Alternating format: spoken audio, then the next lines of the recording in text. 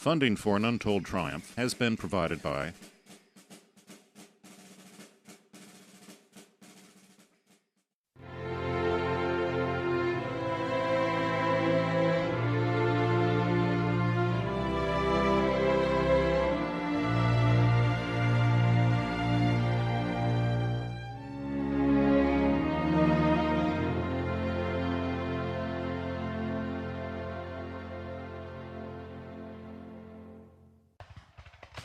The story of the U.S. Army's 1st and 2nd Filipino Infantry Regiments finds its roots in America's colonial relationship with the Philippines, a relationship that began in 1898 with a brutal 5-year war of subjugation.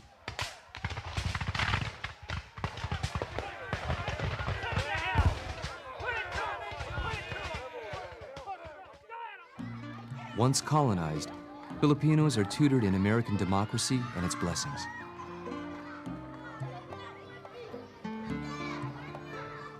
Soon, tens of thousands of Filipinos immigrate to the United States as nationals. They come seeking the American dream and are recruited as sources of cheap labor. Once here, they encounter an unexpected wall of racial discrimination and anti-Asian bigotry.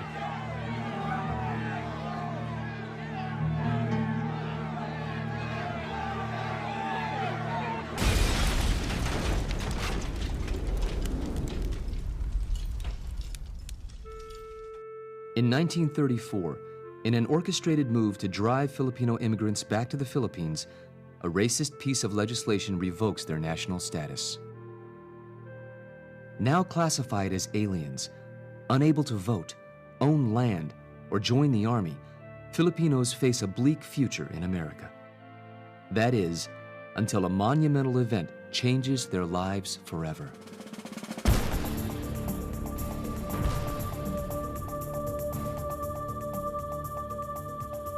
I heard a youngster yell, jumping up in the air, and I looked up on a hill, and there was my younger brother, who was about 7 at the time, jumping and saying, "War, war!" And I think, what's the matter with him? And he kept saying, "June, it's war, war!" Turn on the radio.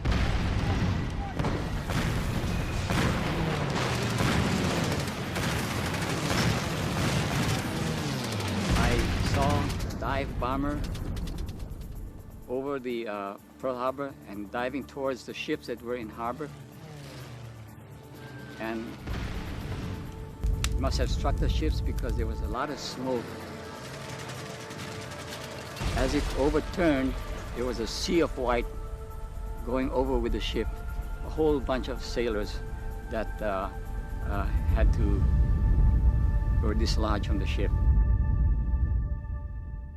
We had a family of 5 boys and 2 girls, so we were all in the parlor listening to what was happening, and of course wondering what next.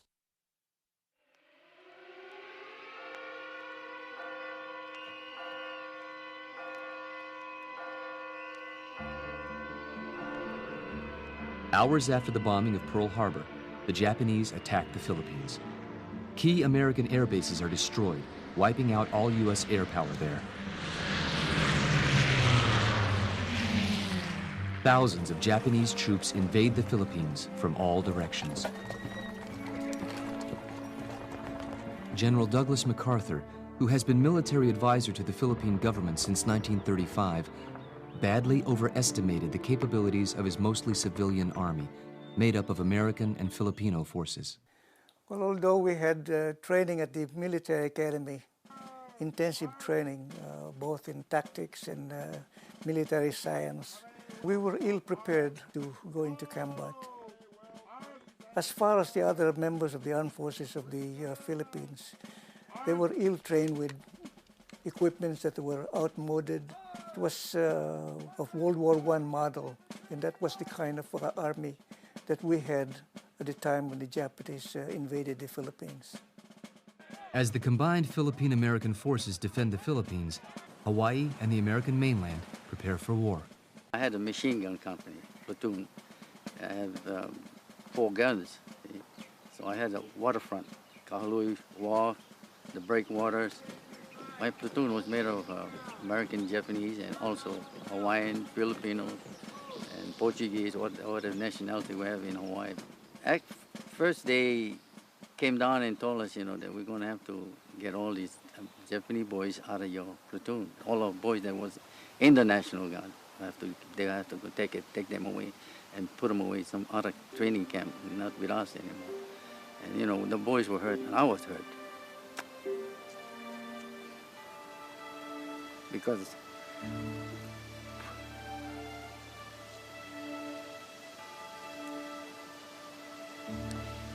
Because we were brought up, like kids, we went to school. We were really close. On the U.S. mainland, where some 135,000 Filipinos are living, thousands of immigrant men and sons of immigrants are among the first to volunteer to serve in the U.S. Armed Forces.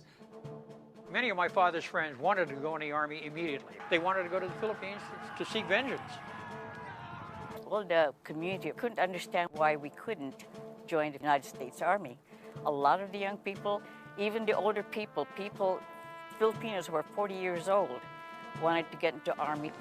In more than a dozen cities around the country, Filipinos hold emergency mass meetings and decide to push for an all-Filipino fighting battalion.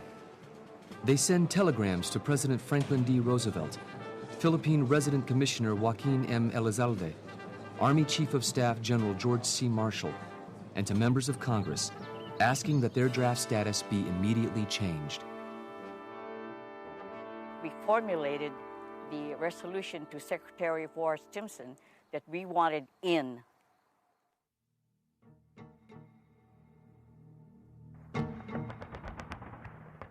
In the Philippines, simultaneous Japanese landings overwhelmed General MacArthur. By Christmas, the situation looks desperate. His inexperienced army of 160,000 men are no match for the seasoned Japanese troops, even though they have fewer soldiers. Soon, MacArthur orders his men to retreat.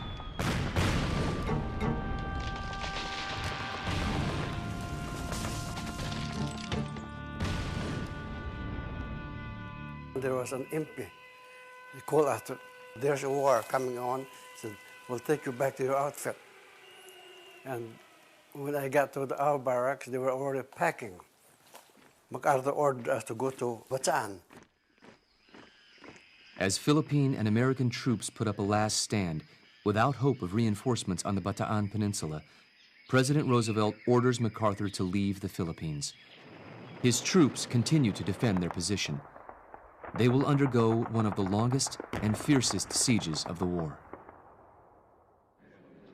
We heard that MacArthur was going to Australia to command a larger force that would come back and drive the Japanese out of Bataan. Of course, his words of "I shall return" was reached to every soldiers in Bataan, and that gave them the spirit to really keep hanging in there in spite of the incessant attacks of the Japanese. While fighting in Bataan, Camilo Ramirez is captured by the Japanese and held in a prison camp. During my second night of captivity, around 2 o'clock or 2:15, that's when I got out. So I ran towards the bushes. I kept running and my head was really pounding that. The fever, malaria fever and dengue fever mixed. I saw a road. I said to myself, I followed the ditch towards Manila. I went into church and prayed, God, please get me out of this mess.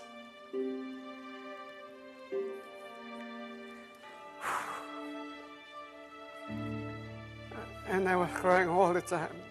But when I walked out of the church, I felt so light, as if I was flying. I was so light.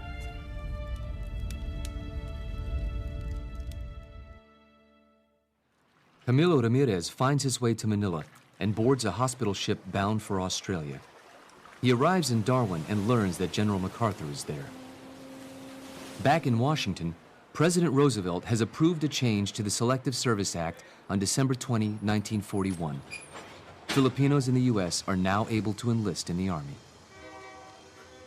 On February 23, 1942, the Filipino Infantry Battalion is officially activated in Central California. From their training camp in San Luis Obispo, word spreads across the country that volunteers are needed. I tell you, there was practically a race to get in. I mean, I was so surprised. There was just so many that signed up almost immediately. Well, in San Francisco, that's all we heard about. There was a Filipino organization, Army unit that was being formed in Salinas. And then all of the young fellows in our group said, when we go in the Army, if we get drafted, we go in the Army, let's all go to the first fill. And that's what we did. I wanted to join the regiment because I remember when they were having meal, they always had rice, and part of my menu was to have rice in my meal. I grew up eating rice, and if I only ate bread, I didn't have enough stamina. As the regiments continue their training, they keep track of the desperate situation on the Bataan Peninsula. The courage and bravery of Bataan's defenders inspire them and intensify their desire to return.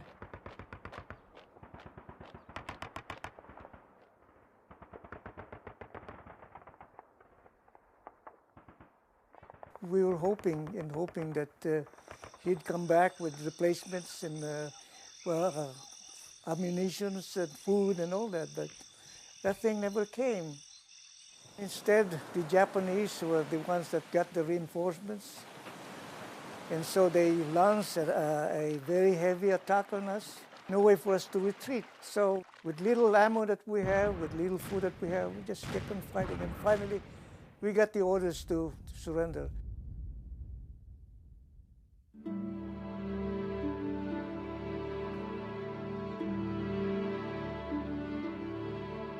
We didn't want to surrender, but the order was for us to lay down our arms. From that point that we were marched to concentration camp, and that's where the death march started. In the sweltering April heat, some 70,000 American and Filipino prisoners of war began a brutal forced march that would take them 100 miles to an inhumane incarceration. Ill and undernourished, these soldiers are denied food and water for many days and are beaten and killed randomly by Japanese troops. During most of the march and a train ride in boxcars, some escape, but thousands die. There were instances along the way when someone gets unable to keep up the pace, start falling on the wayside. So rather than allow the Japanese to shoot them, we help them walk and reach the next destination of the march. Many times I feel faint because probably of hunger, because of heat. And so a friend of mine, or the one beside me, sometimes I didn't know who he was, and he would help me walk. You know, in my prayers, I always pray that I be strong enough so that I can reach the destination.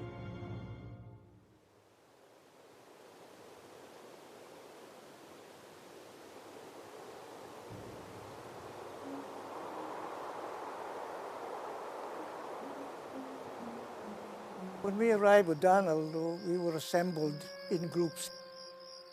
A few days later, we heard that the Americans were moved to Cabanatuan. In the camp, you'll see your friends dying of dysentery, of malaria. You know, you see them shaking with high fever, and there's nothing you can do. So if you're sick with dysentery, you die slowly. Sometimes you just leave yourself right there in place, and of course the next person would just have to clean him and take care of him. When one dies, he's usually carried in this woolen blanket. The ends are tied in the pole, and the pole is carried by two men. There seems to be an endless procession of the dead, and they go to this grave site, which is nothing more than a big hole where the bodies are dumped. So when I was designated to be one of those carriers, I prayed hard and says, Lord God, please spare me.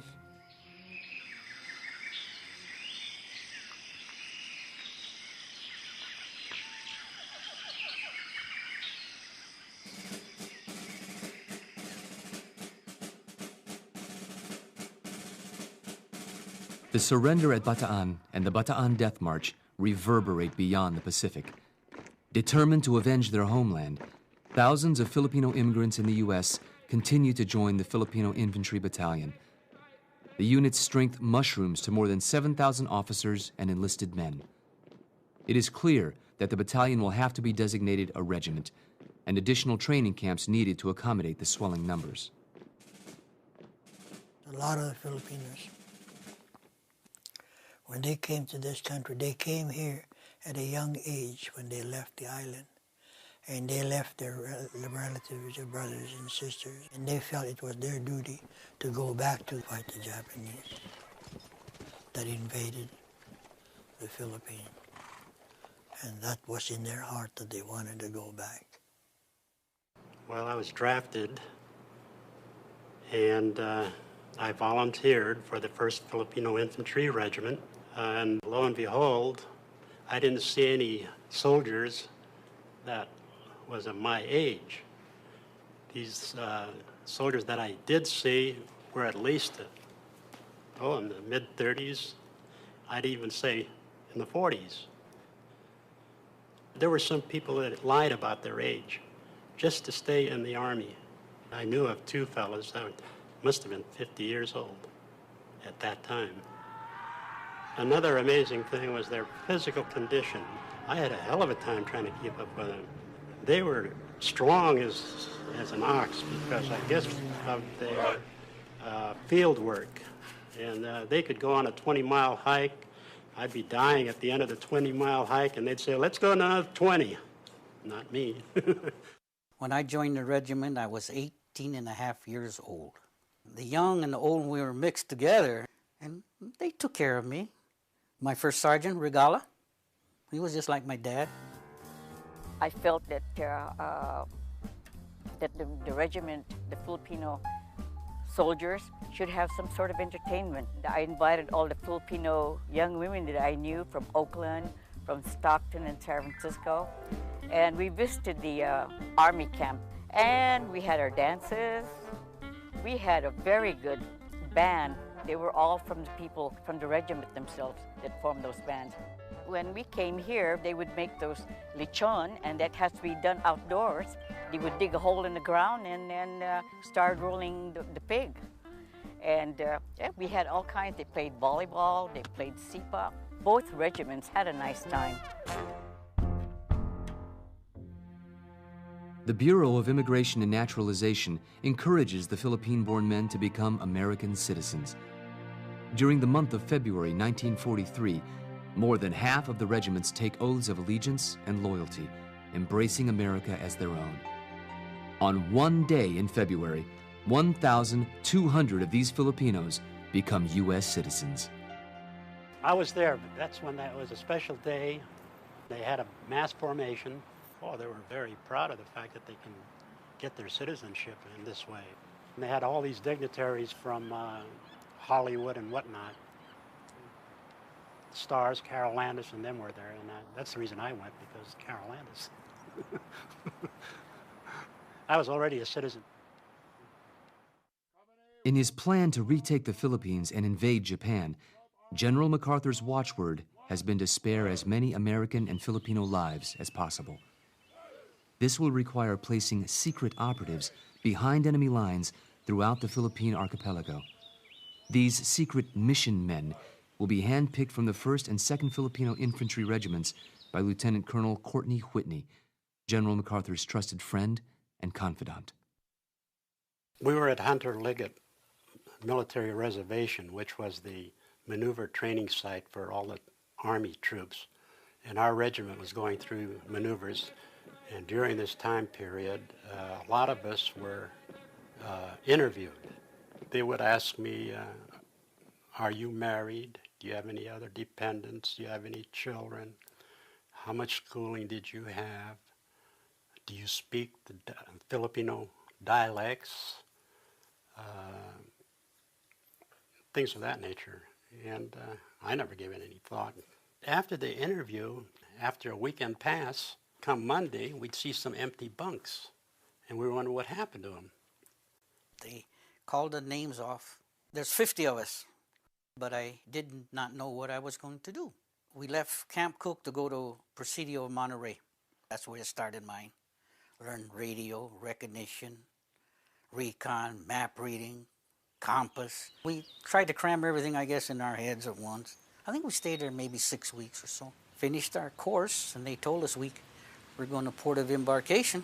I don't recall how long we stayed there. But I know one thing, it was a long trip going to Australia. We had 21 days at sea. The first shipment of trainees from the 1st and 2nd Filipino Infantry Regiments reaches Australia on May 11, 1943, and joins the 52 17th Reconnaissance Battalion, the unit headed by Colonel Whitney. They are taken to Camp X, the Allied Intelligence Bureau's secret training facility outside of Brisbane.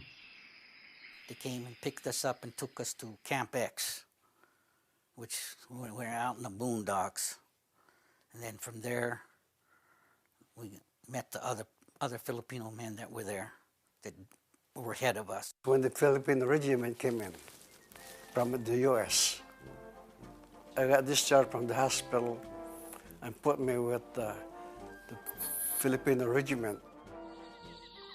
At the heart of the 52 17th Reconnaissance Battalion is the 978th Signal Service Company. Some of its officers will act as team leaders for the U.S. Filipino operatives. Others in the company will serve as training personnel. And they showed us how to fight in the jungle, what weapons to use, and so on. Then we'd go back to camp, learn radio again, reconnaissance, go map reading, so on. I chose demolition because of the noise, I guess, would be involved in it. And as one man said, baby, you got guts anyway, you might as well. For a select group of U.S. Filipinos in the Reconnaissance Battalion, parachute training forms the last stage of their intensive training at Camp X. A lot of the Filipino soldiers were very small men. My senior sergeant from the 503rd told me, he said, Lieutenant, we're going to have trouble with those men because I think they're going to float around if we have any thermal currents. And I said, I think you're right. We got some BAR ammunition belts and put pieces of metal and put these on the smaller Filipinos so that they would come back a little bit faster, because if the wind blew, they could be in the next county or wherever, you know.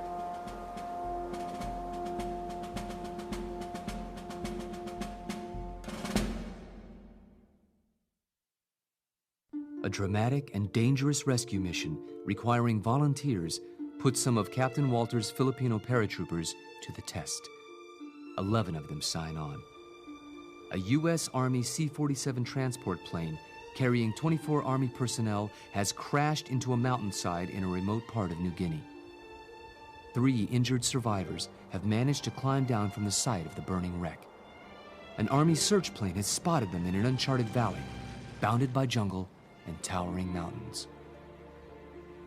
Awaiting rescuers are WAC Corporal Margaret Hastings and the other 2 survivors, Lieutenant John McCollum and Tech Sergeant Kenneth Decker.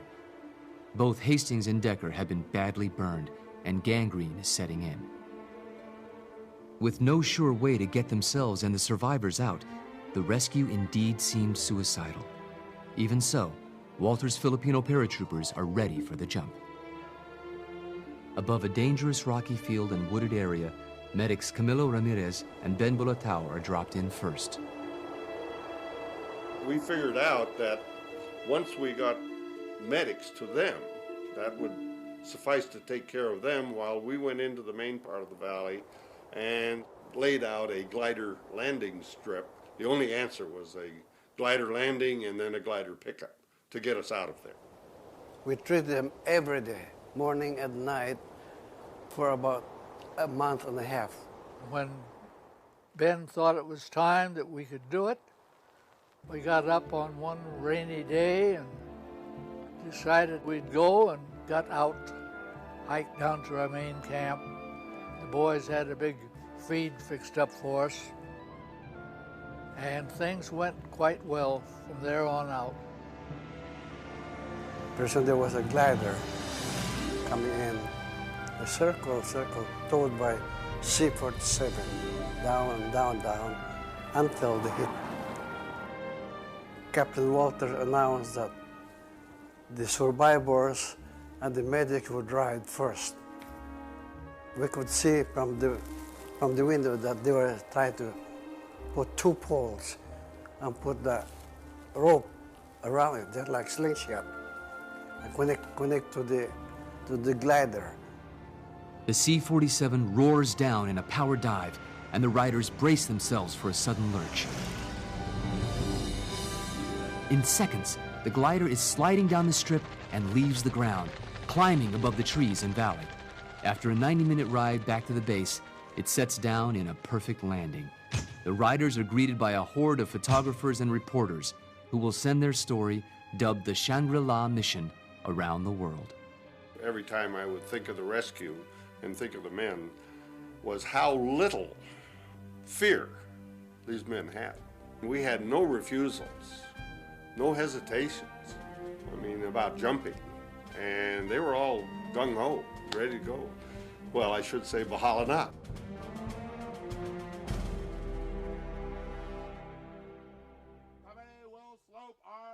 General MacArthur continues to pull men out of the regiments as he intensifies his clandestine war against the Japanese in the Philippines, a war being vigorously waged by thousands of American and Filipino guerrilla forces. At that time, when they were pulling these men out, they reduced the rank of the regiment. Those people that left us were replaced by the 2nd Regiment people. So when we went overseas in April, 44, we were a full-strength regiment of some 3,800 men. We went across the Pacific on the General John S. Pope, landed in Buna, New Guinea. There were more selection of men. They went to Alamo Scouts, and they went to the AIB or Australia. The unit was really decimated again, and then when the 2nd Battalion came over, we were refilled. The Allied Intelligence Bureau was keenly aware of the grave dangers that these Filipino mission men faced. In assessing these dangerous missions, Colonel Whitney writes, each agent would enter the Philippines with a high price on his head. The task ahead of him, the hazards of which there are few counterparts in military history, means he will become instantly the object of merciless hunt by both enemy and many of his own people. I was ordered with 2 other boys to go to headquarters because the old man wants to talk to us. You are who? Sergeant Leo Hiron. Sit down, this is the boy I want to talk to. This is my son. You are going there to the Philippines to tell me what you saw. Tell me what the Japanese are doing. Tell me how big or how strong they are. Tell me if they're young or old. Because if they're young, they are good fighters. If they're old, they are beginning to get lazy. So tell me how much food they have. Tell me how many more young soldiers they have left. He said, I cannot win a war period. I don't know the whole thing about what the Japanese are doing. After the interview, you are the boy for me. Then we get to Manila, there will be shining bar waiting for you. Shining bar, what does it look like? No shining bar. Unless we survive.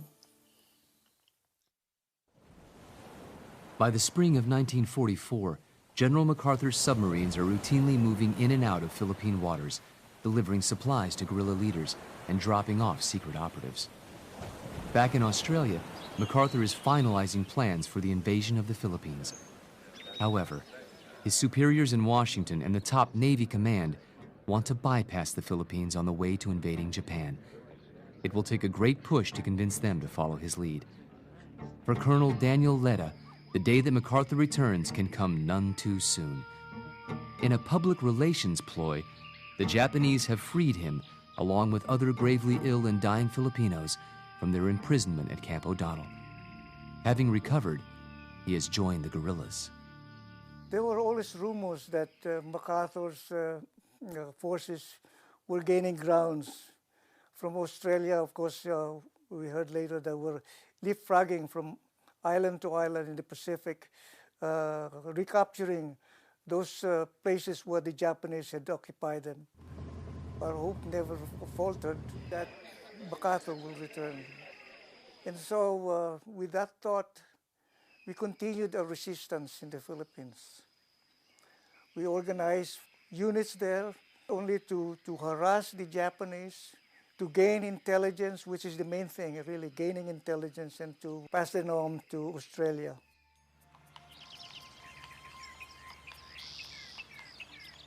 Late 1943, we noticed that the Allies had been already starting to come back. That was the time when the underground movement, they mobilized my father, the regimental doctor. He would tell us about how these guys from Australia, they were brought in by submarine, and there were some Filipino guys too that came in from Australia, and they were part of the underground movement. And I was really I remember that I was really excited. I said, wow, MacArthur's coming back. Before the U.S. Filipinos arrive in Australia, General MacArthur has been sending teams of men by submarine to the Philippines. These were American and Filipino officers and enlisted men who were already in Australia. Now, at the turn of 1944, the big push is to blanket the Philippine Islands with the secret mission men trained in Australia. Men from the 1st and 2nd Filipino Infantry Regiments. Now designated the 1st Reconnaissance Battalion Special, they will be led by men from the 978th Signal Service Company. Declassified after-action reports and first-person interviews provide an inside look at their missions and the roles they played in the retaking of the Philippines.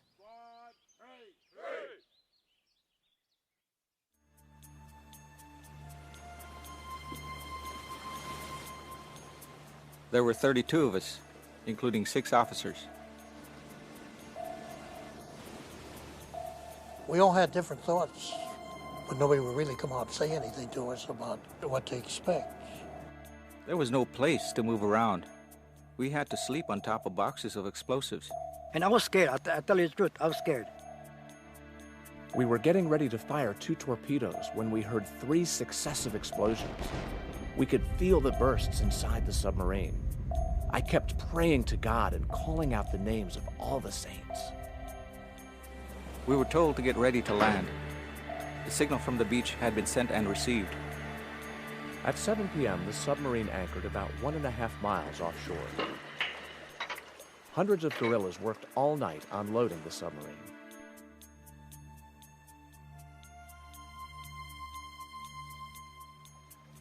I see everybody kissing the ground, excited about being in the Philippines. I made a reconnaissance trip to the interior of the island looking for positions for our net control station. 2 days later, we established our station, ISRM, for I shall return MacArthur.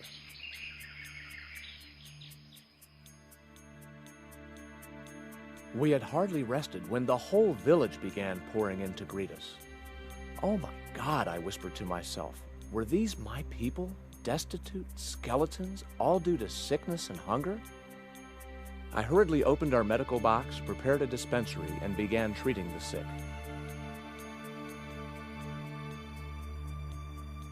Being the eve before Christmas, my buddies opened our rations and gave the villagers their first real Christmas in 3 years. We took to the mountains where we could have a good look at the open sea. I installed my antenna and started calling our station in South Negros. We flashed all of our important messages. Every transport that we sighted, We were on the air an average 6 hours a day. That Japanese guy is always waiting. As soon as he hears the key, ta-ta-ta-ta-ta-ta-ta-ta-ta-ta, ta-ta-ta-ta-ta-ta, then he stop. I know he's waiting. So what we do, put a second station in here, operating at a different frequency. Members of the team knew that they were acting as spies, and if they were caught, they were executed. We had pledged to one another that if one of us got captured, he must keep his mouth shut, even unto death. While retrieving some equipment, my radio operator was captured by the enemy. They took him to the plaza, tortured him there until he died. By now, the secret mission men have established more than 120 radio stations and some 25 weather stations strategically placed throughout the Philippine archipelago. And MacArthur's Ghost Army of thousands of Philippine guerrillas is organized, armed and ready to strike a heavy blow at invasion time. We were ordered to join guerrilla units in different sectors as a demolition party. Our mission was to blow up bridges and destroy communications. Then the order came to strike at 0200. It was like the 4th of July.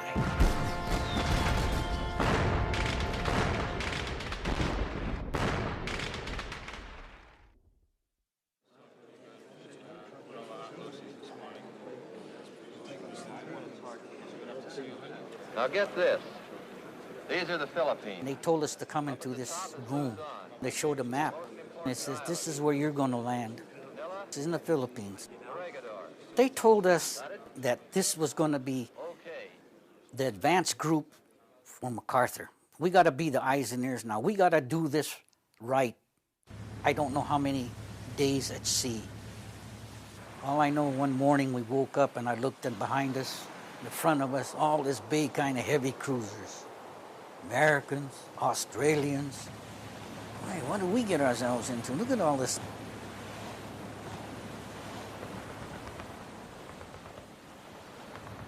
After 2.5 years of his forces driving their way up from Australia and through the Pacific to retake the region from the Japanese enemy, General MacArthur now focuses on reaching the Philippines. Invasion forces stream toward Leyte Gulf. The separate commands of General MacArthur and Admiral Chester Nimitz merge to form a formidable armada of warships. The 3rd Fleet, commanded by Admiral William Bull Halsey, and the 7th Fleet, led by Admiral William Kincaid, include 17 fleet and escort carriers, 12 battleships, 28 cruisers, 150 destroyers, and hundreds of amphibious vessels. On board are Lieutenant General George Kenney's 5th Air Force of 1,500 aircraft and Lieutenant General Walter Kruger's 6th Army of 6 divisions totaling 200,000 men. Among MacArthur's landing forces are his teams of specialists from the 1st and 2nd Filipino Infantry Regiments. These units will be used to conduct counterintelligence work and to help reestablish order and civil affairs during the liberation period. Landing back in the Philippines made everybody so elated, of course, to finally see their homeland and to find out how their families had fared during the war. Going back there as an officer did not mean much difference to me. Just going back there made me very happy. Determined to hold Leyte at all cost, Japanese reinforcement troops engaged the 6th Army forces in a protracted campaign. It will last 3 weeks and end on Christmas Day, 1944. The fighting at Breakneck Ridge will claim 15,500 American lives and 60,000 Japanese casualties. In surrounding waters, the greatest naval battle in U.S. history is being waged. The battle for Leyte Gulf involves the entire Imperial Japanese combined fleet of 70 major warships. For 3 days, the Japanese hold nothing back, believing the war will be lost if they fail in the Battle of Leyte Gulf.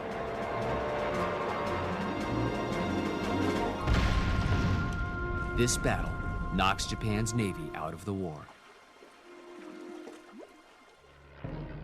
With Leyte Island now secure, General MacArthur prepares for the final assault, the conquest of the Central Philippines and the retaking of Manila.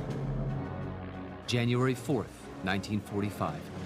The largest naval convoy in the history of the Pacific heads for Lingayen Gulf.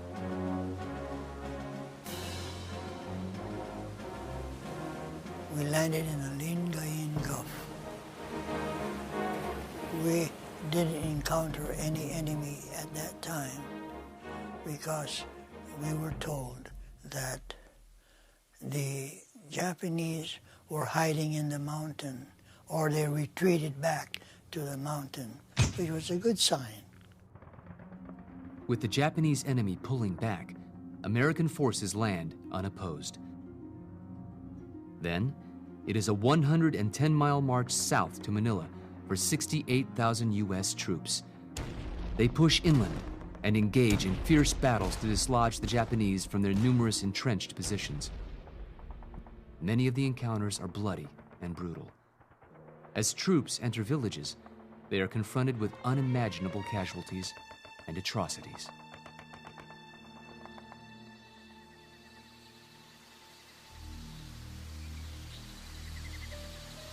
We happened to went into one of the villages, the Japanese. They had a trench already dug. They had the families all standing on the trench. The mothers with the babies and everything. Took the babies and threw the babies in there and hold the bayonet. Let the baby come right on the baby.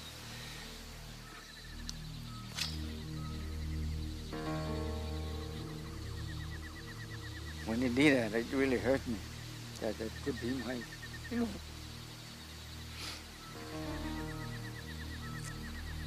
And then from then on, I said, no more prisoners. I'm not going to take no way. I'm not going to talk to them at all. I'm going to, get rid of them.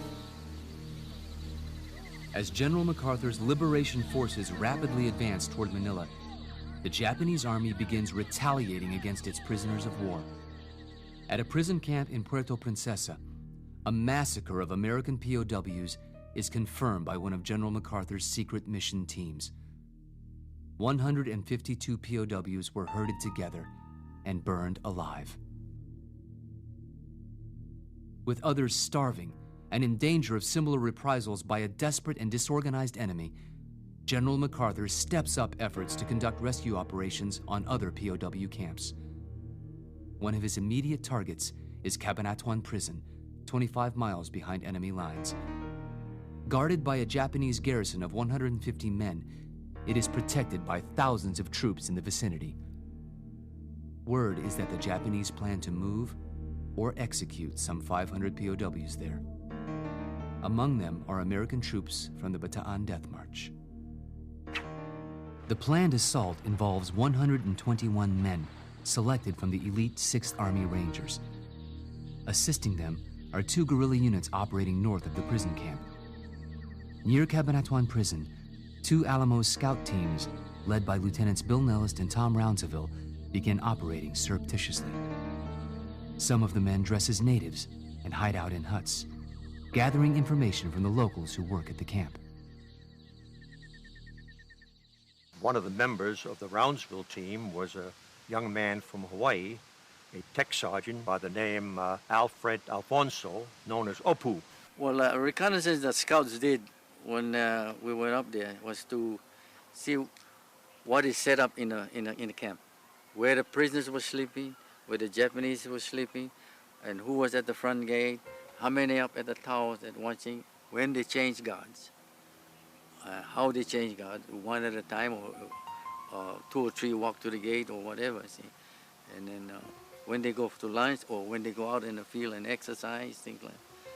All the information we can find and to let the Rangers know what's happening. We started at dark. There was a full moon, by the way, I remember that. I looked up, but to me it looked like a full moon. And the biggest problem was the front gate. They had a big lock at the front gate.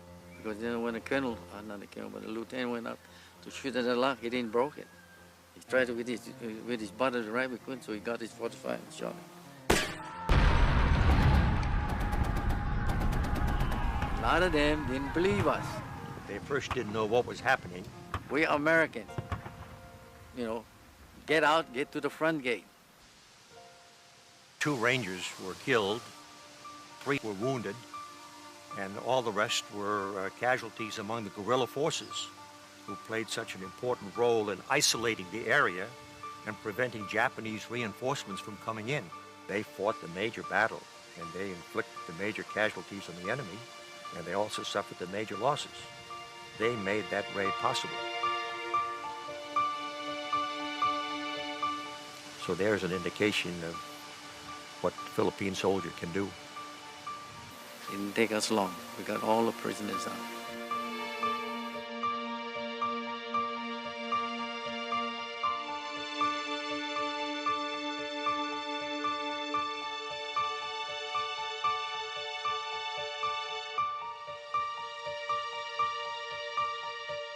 The raid on Cabanatuan Prison marks a high point of cooperation between the 6th Army's Rangers, Philippine guerrillas, Alamo Scouts, and conventional American combat units.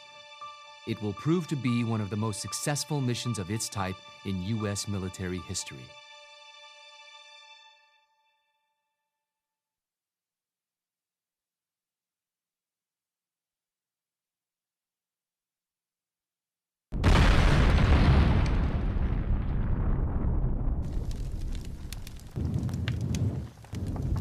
We could see Intramuros in flame from where we were at. It was so bad that the flame, you could see it 200-300 feet in the air. Intramuros was a fortified site that was called the Walled City. That's where the Japanese were. And at 2-3 o'clock in the morning, we were told to go in.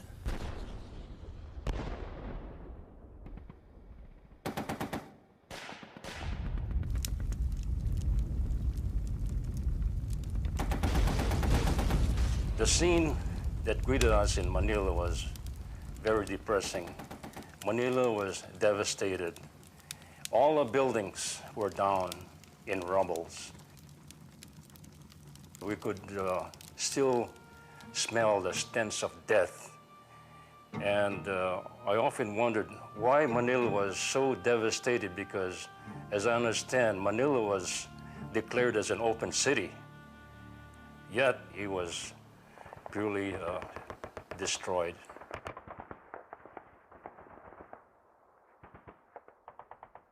I was with the Philippine Civil Affairs Unit number 20.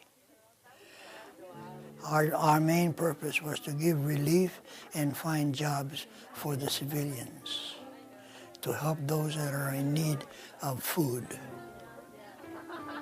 clothing, or whatever the need may be. Each person had a specific job to do. Those in the medical field, they had their job to do. Those in the giving out food to the civilian, they had their job to do. I was also a Jeep driver, and I could see where the ladies and the young girls were all wearing burlap sacks. They had no clothes.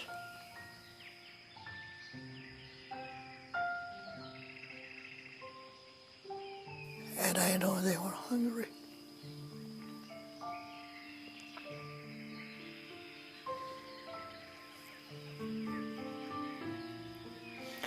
So we would relay back to the command post and tell them that there were children out here that needed clothes and food.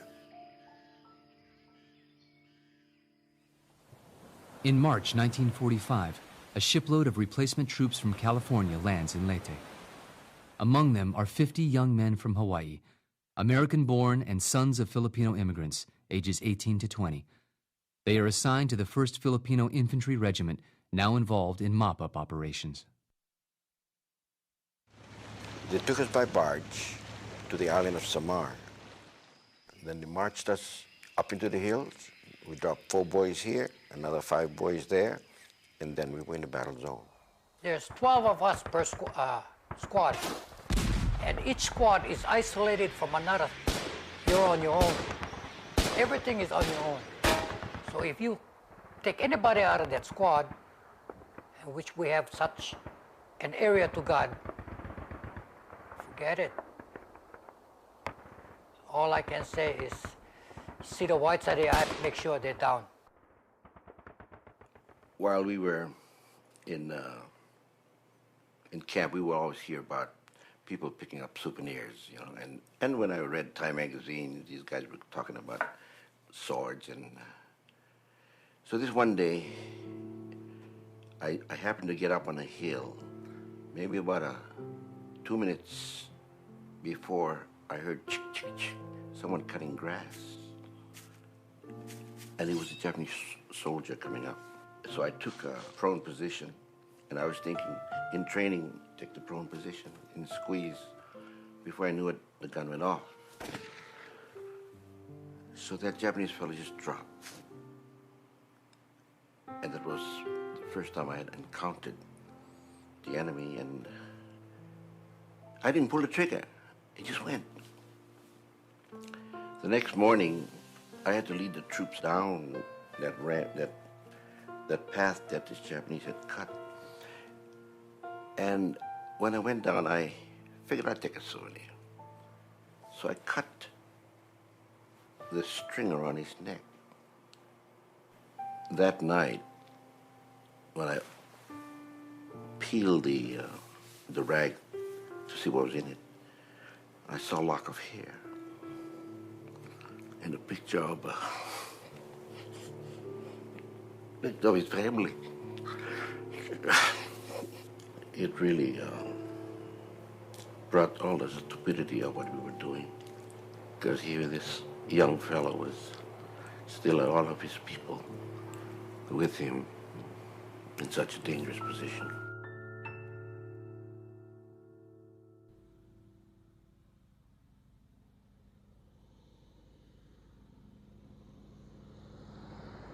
Manuel and I were in our pup tent. Then came the news that America dropped the atomic bomb. The war was over. As we thought of the events of the 3 past days, we cried like kids, knowing that it was all over.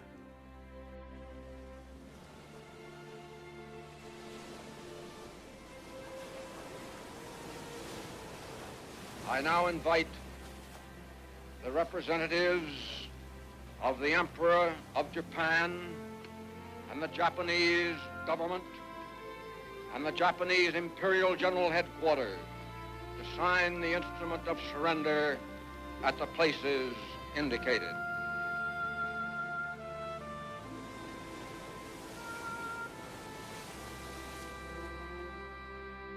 So the regiment got together in Dulag, and it was then that we noticed that the old-timers came with different patches. They were Pecows, they were Alamo Scouts, they were the reconnaissance team, and they were CIC.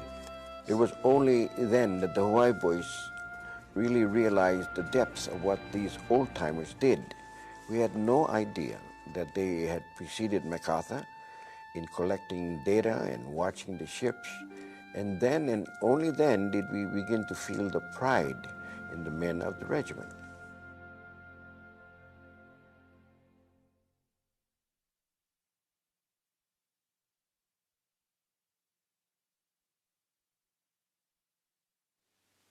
I am authorized and directed by the President of the United States to proclaim the independence of the Philippines as a separate and self-governing nation.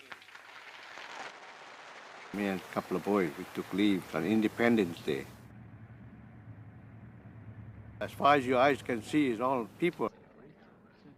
We had to park our Jeep away from town and walk with the crowd. The bridges was like ants all over the whole city. With this ceremony,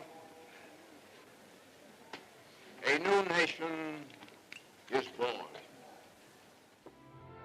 There was pandemonium around. All the people were just shouting and showing the exuberance. All of a sudden, they started playing an American military tune, and I looked up, Now, as I watch the Filipino flag being raised in the place of the U.S. flag, I was just a mixture of emotions. I felt very proud that I was a Filipino. Now, the Philippines, once again, belong to the Filipinos. I told my mom that I might not come back alive. I didn't think I could make it. But thank God I did come home alive. We went underneath the Golden Gate Bridge, and it was a beautiful sight what we had seen. I never thought I'd see that bridge again. It means that you're home. That's what it means, that you're home.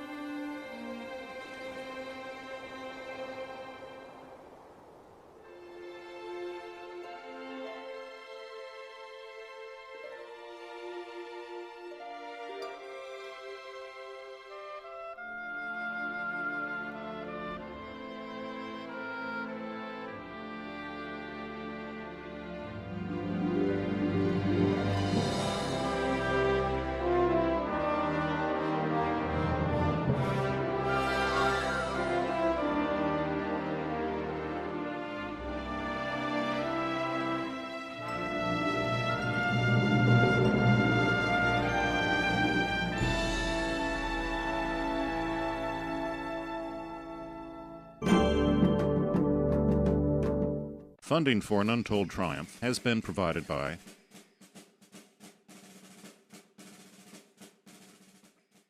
To purchase a video copy of An Untold Triumph, please call the phone number or write to the address on screen.